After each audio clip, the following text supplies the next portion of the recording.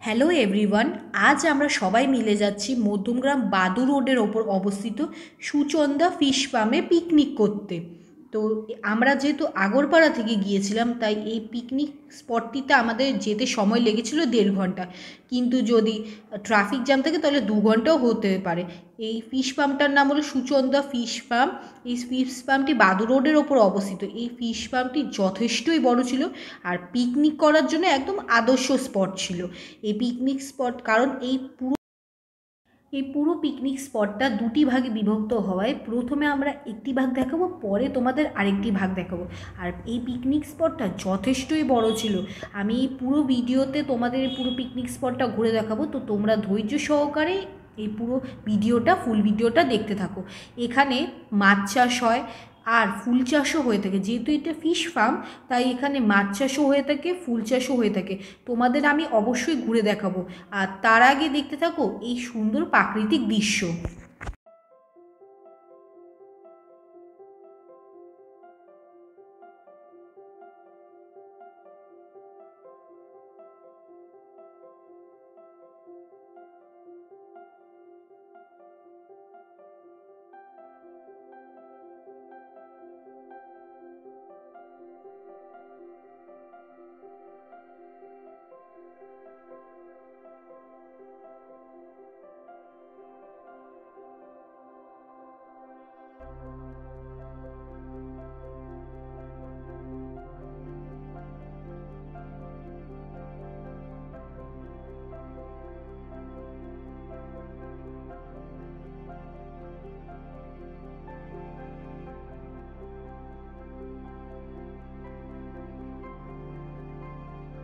Picnic স্পটটা যেহেতু এতটাই বড় ছিল, তো সারাদিন ঘুরে আনন্দ করে খাওয়া দাওয়া করার পর কেউই বলতে পারবে না যে তার সারাদিনটা বোর কেটেছে।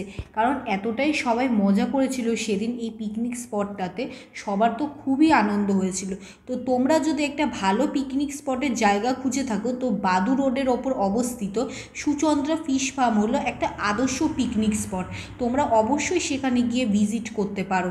আর এখানে মাঝে মাঝে এরকম গাছতলায় ছোট ছোট কুটির করা আছে, যাতে মানুষজন এখানে ঘুরার পর বিশ্রাম করতে পারে।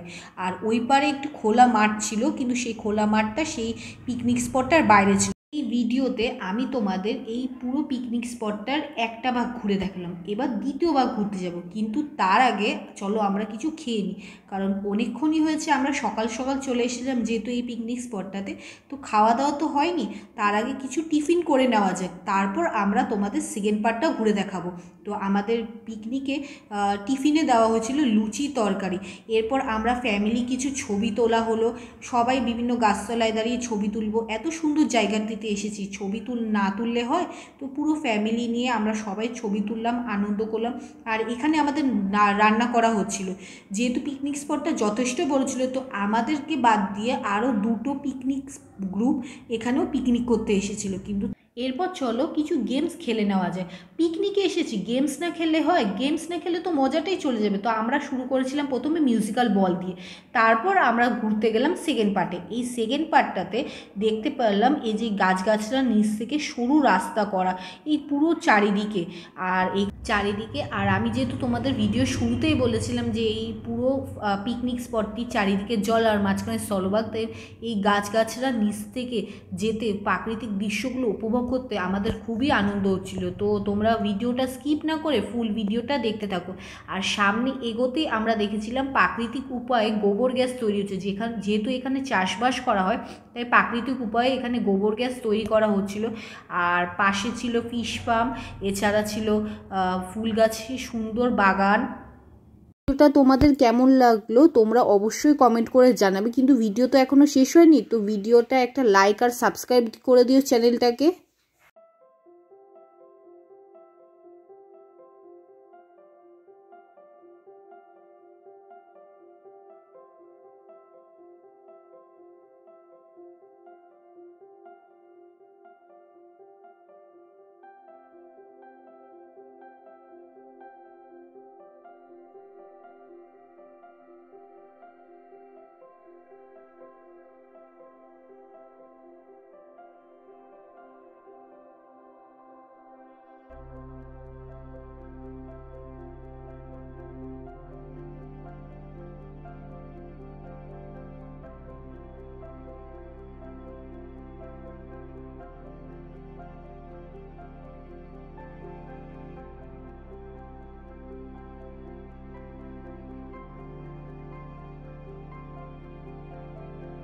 এই সেকেন্ড পার্টে পিকনিক স্পটটা ঘুরতে তোমাদের কেমন লাগলো তোমরা অবশ্যই জানিও। আর এই পিকনিক স্পটের মধ্যে ছিল একটি পুকুর ঘাট বা ঝিল, যেখানে বড় আম গাছের ছাউনি ছিল, আর এখানে একটি আরামদায়ক মনোরম পরিবেশ তৈরি হয়েছিল।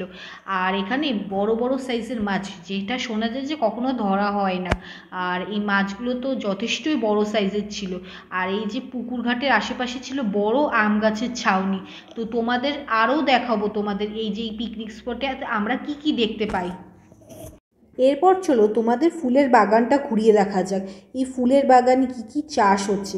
তো আমরা ঢুকেই দেখলাম এখানে গাঁদা ফুলের চাষ হচ্ছে, পাশে গোলাপ ফুল, চন্দ্রমল্লিকা, টিউলিপ ফুল। আর গাঁদা ফুলের সাইজগুলো এক একটা হাতের সমান, অনেক বড় ছিল, আমি তো দেখে পুরো অবাক।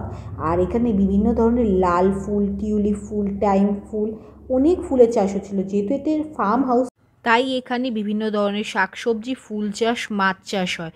তো এটা হলো সেই পুকুর ঘাটটা যেটা তোমাদের আমরা ঘুরে দেখালাম, আর এটা হলো পিকনিক স্পটের গেটটা। আর এই বাঁধানো ঘাটটাতে আমি বললাম না যে বড় বড় মাছ পাওয়া যায়, যেহেতু আমি ভিডিও করার জন্য সামনে এগিয়ে গেলাম, তাই মাছগুলো চলে গিয়েছিল ভয় পেয়ে। সামনে থাকলে তোমাদের মাছগুলো আমি অবশ্যই দেখাতাম। তো তোমাদের এই পিকনিক স্পটটা ঘুরে কেমন লাগলো তোমরা অবশ্যই বলবে। কিন্তু এখনও কিন্তু ঘোরা শেষ হয়নি, আরও দেখার জিনিস আছে। ছোট বাচ্চাদের জন্য এখানে নাগরদোলনা করা আছে, যাতে তারা বোর না হয়। আর এরকম ছোট ছোট কুটিরগুলো তোমাদের তো এই পিকনিক স্পটে শৌচাগারেরও ভালো ব্যবস্থা রয়েছে মহিলা এবং পুরুষ উভয়ের জন্য, এবং জলেরও খুব ভালো ব্যবস্থা আছে। তো আপনাদের মহিলা বা পুরুষের কোনোই অসুবিধা হবে না। পুরো পিকনিক স্পট ঘুরতে ঘুরতে আমাদের 3:30 বেজে গেছিলো। দুপুরবেলার খাওয়াটা একটু দেরি হয়ে গিয়েছিল, যেহেতু আমরা পিকনিকে এসেছি, পিকনিকে তো বাড়ির মতো সময় মতো খাওয়া যায় না। এরপর খাওয়া দাওয়ার পরে হলো নাচ। এরপর নাচের পর এবার অনেকটাই দেরি হয়ে গেছে, 4টা 4:30 বেজে গেছে। এরপর এই নাচ গান হওয়ার পর, আনন্দ করার পর এবার হলো বাড়ি ফেরার পালা। তো আমার পুরো ভিডিওটা দেখে তোমাদের কেমন লাগলো তোমরা তো অবশ্যই আমাকে কমেন্ট করে জানাবে।